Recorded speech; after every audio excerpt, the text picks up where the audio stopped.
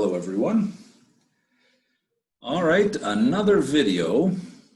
Occasionally with my students I notice interesting words or expressions that for some reason or another I never really realized are rather confusing to the average student. So a while back we had an interesting little phrasal verb.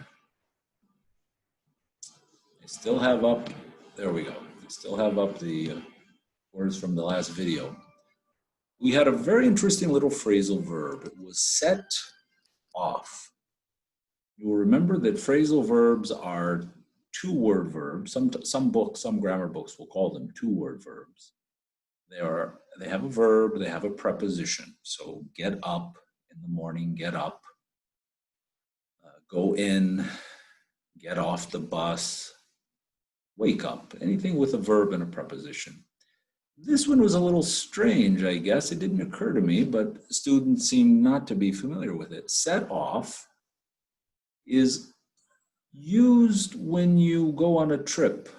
So the story we were talking about with the students was about Florence Nightingale. If I can spell the name right, Nightingale, I believe is the correct spelling. And she set off for Turkey. So she got on a boat and the boat left. She set off for Turkey, which would mean she began her trip. So to set off is to begin a long trip or voyage, I would say. I'm not sure you would use it so commonly in your everyday life. I suppose it's possible to say I set off for work early in the morning. That doesn't strike me as impossible. I set off for work. Maybe it's just something that is written more than it's spoken, but it does sound a bit to me like something a little dramatic. If I'm going to go on a trip to Europe and I could say I set off in the morning, but I'm going to the airport. I set off for the airport early in the morning with all my luggage piled in the car, and I headed to the airport to get on a plane to take me to Europe. In the case of Florence Nightingale, it was a trip to Turkey, right? She was going to be a nurse in an army hospital. And that was definitely a big trip. So set off is to leave, essentially, on a big trip. It occurs to me that you also set off fireworks. So there are children setting off fireworks in the alley.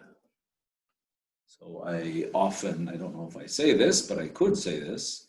So to light and watch them explode is to set off. You can set off an explosion.